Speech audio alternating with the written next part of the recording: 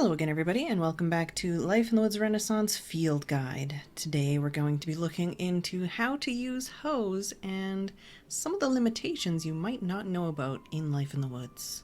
The biggest difference in Life in the Woods is that you can't actually make wooden hoes or stone hoes in the hungry version of Life in the Woods. The recipe doesn't actually exist. So there's the wooden hoe, the stone hoe, iron hoe, golden hoe, diamond hoe, muddy hoe, and the amethyst hoe. With the wooden hoe and the stone hoe, if you try to find the recipe of these items, which is usually the R button, if you press R while you're hovered over them, nothing happens. That's because they're just the recipe's been completely removed and it's impossible to make these two items. With the iron hoe, obviously, 2 iron and 2 sticks. Golden hoe, as usual. Diamond hoe, as usual. The muddy hoe is 2 mud balls, but I haven't actually tried making that one. I'm not entirely sure if that is possible.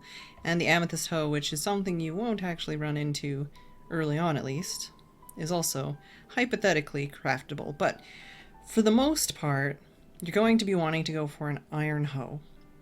Now the thing with not having access to stone and wooden hoe is that you basically have to focus entirely on foraging for the beginning of your world. So now I've updated my game mode and we're in survival. Let's try this out here.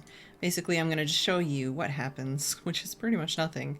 So there, you can make a wooden shovel. That's not a problem.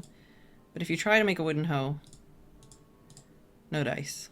Alright, well let's try a stone hoe. No dice. Doesn't work. Can't do it. No matter how hard you try. So with mud, you can actually make a muddy hoe. We're going to test that out. And then with iron, obviously, iron works just as well.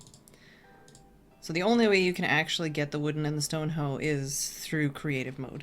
Alright, so we're going to go back to game mode 0. Back into survival mode, and we have this little area that we have set aside, nice and flat, nothing in it except for a sheep. And we're going to try out these hoes and see what their durability becomes. I've pressed F3 and H already, so we can see their item numbers, but not their durability yet because we haven't started using them.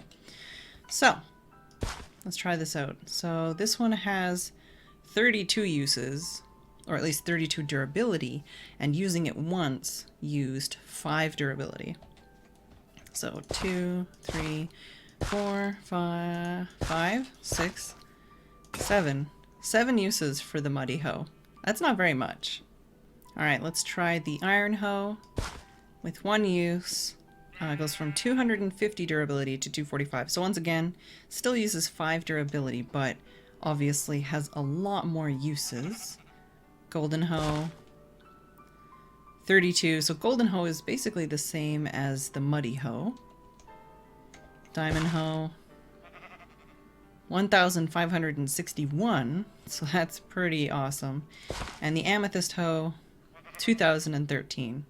So that's not too bad, but obviously like the golden hoe and the muddy hoe are basically useless and only to be used in the direst of situations.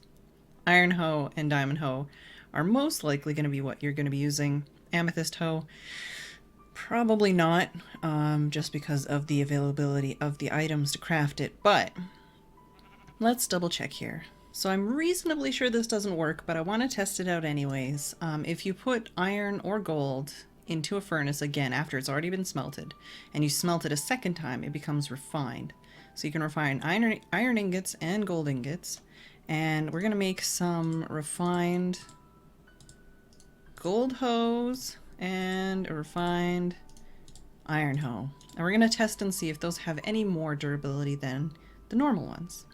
Alright, so with the refined iron hoe, no, it still has the same amount. 250 versus 250, and it still used 5. And with the golden hoe, same thing, 32, and it went down to 27. So for some reason, and I think it's because of the way the hunger overhaul works, which is what removes the stone and the wood hoes, for some reason the refined iron and golden hoe don't actually add any more durability, whereas normally if you use refined iron or refined gold to make armor or tools, it will actually improve their durability. but it's a good thing to check. Alright, so obviously if you hoe within 4 blocks of any water source, it will just till the land, which is very helpful, of course, if you want to make a garden. But if you're looking for seeds, normally you would just punch grass. But in Life in the Woods, that won't actually do anything in the hungry version. What you need to do is use a hoe on a grassy dirt block. There we go. And that will actually give you seeds back.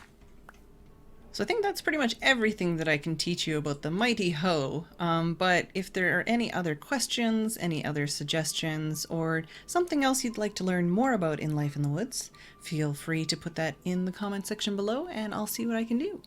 Anyways, I hope you guys have enjoyed this field guide to Life in the Woods Renaissance, and I hope you will join me next time.